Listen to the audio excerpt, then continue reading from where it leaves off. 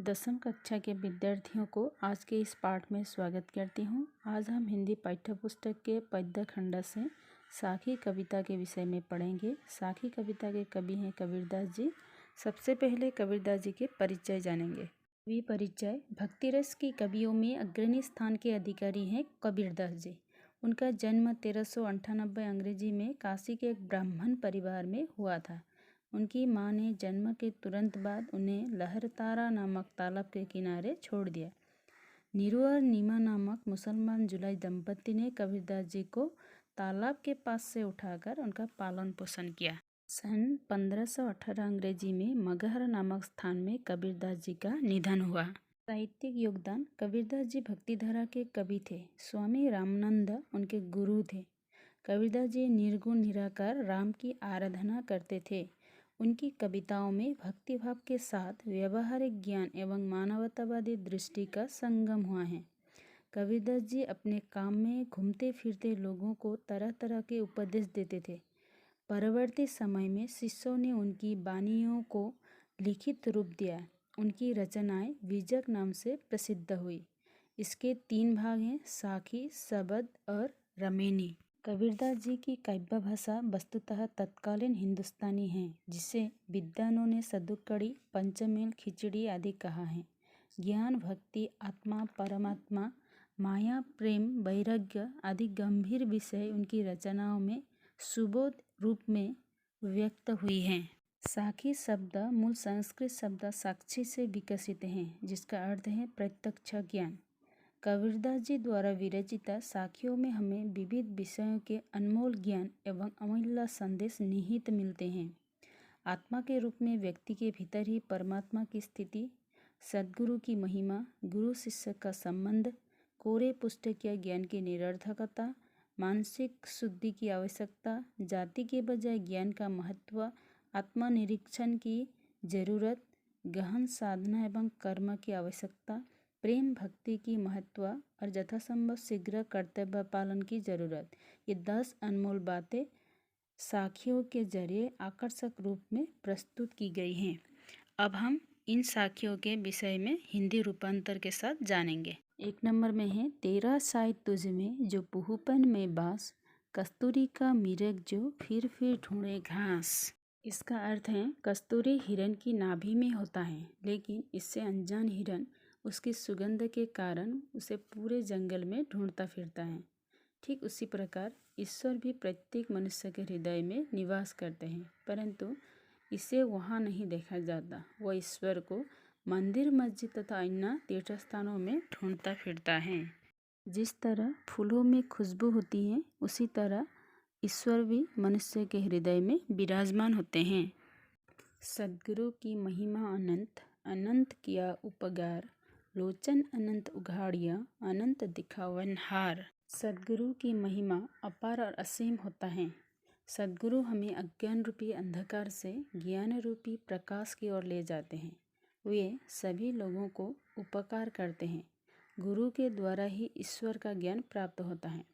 सद्गुरु भगवान से भी अधिक महान होते हैं। वे अपने शिष्यों को ज्ञान की दृष्टि प्रदान करते हैं और सही मार्ग पर चलने के लिए उपदेश देते हैं। गुरु कुम्हार शिष्य कुंभ हैं, गड़ी गड़ी काढ़े खोट, अंतर हाथ सहार दे, बाहर बाहई चोट। गुरु कुम्हार की तरह और शिष्य घड़े की तरह होते हैं।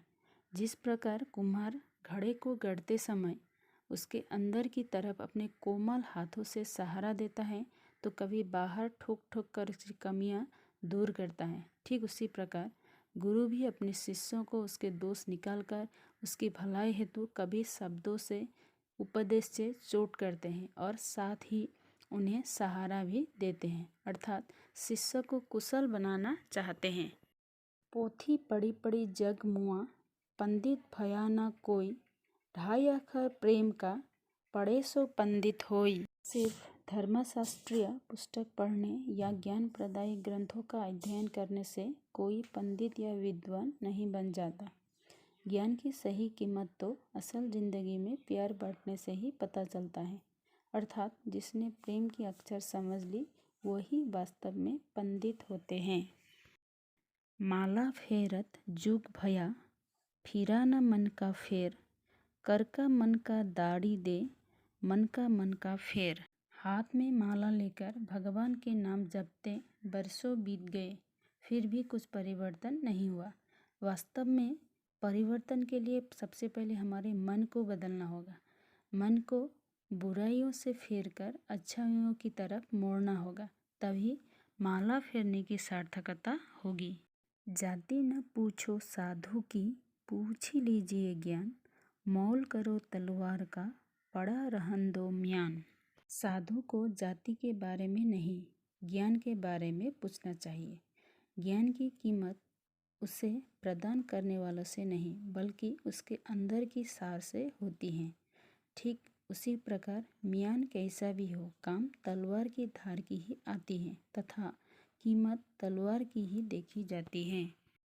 बुरा जो देखन माय चला, बुरा न मिलिया कोई, जो दिल खोजा अपना, मुझसा बुरा न कोई। कवि ने बुरा व्यक्ति ढूंढने निकले तो उन्हें एक भी बुरा व्यक्ति नहीं मिला।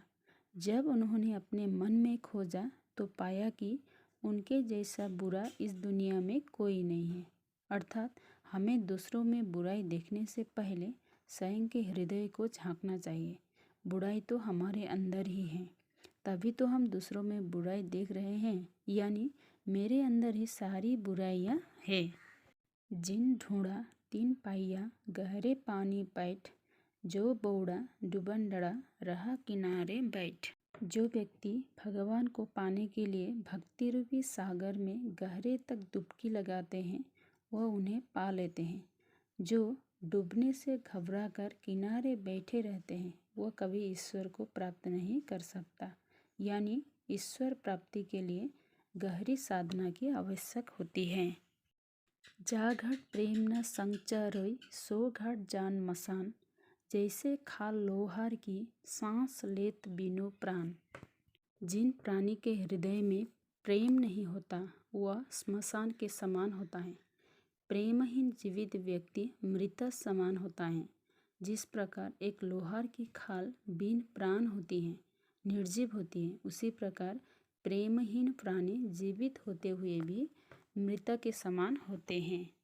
काल करे सो आज कर, आज करे सो अब, पल में परलय होएगा, बहुरी करेगो कब। किसी भी व्यक्ति को अपने कार्य कल पर नहीं छोड़ना चाहिए। कल करने वाले कार्य को आज ही नहीं बल्कि अभी इसी वक्त कर लेना चाहिए। किसी को पता नहीं होता कब हमारे जिंदगी में प्रलय आ जाए, इसीलिए समय रहते ही सभी काम समय पर कर लेना चाहिए, उसे टालना नहीं चाहिए। तो इस तरह कबीरदास जी द्वारा विरचित साखी में हमें यह 10 अनमोल बातें सीखने को मिलती हैं। आज का पाठ यहीं समाप्त होते हैं। नमस्ते।